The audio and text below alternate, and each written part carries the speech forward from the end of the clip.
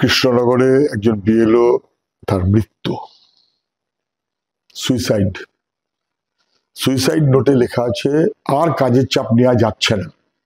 নির্বাচন কমিশনকে তিনি দায়ী করেছেন। নির্বাচন কমিশন আনপ্রিপেয়ার্ড, যথাযথ ব্যবস্থা নিচ্ছে না। প্রত্যেকদিন একটা করে ফরম্যান জারি করছে, কাজের জন্য ছুটি নেই, বাড়তি কাজ, এবং তারপর ডিজিটাইজ করতে হবে।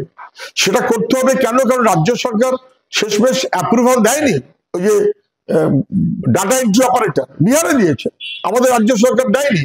ফলে রাজ্য সরকার সেটা ব্যবস্থা না করায় ডিজিটাইজ করার চাপটা এখন বিএলওদের ঘাড়ে পড়েছে।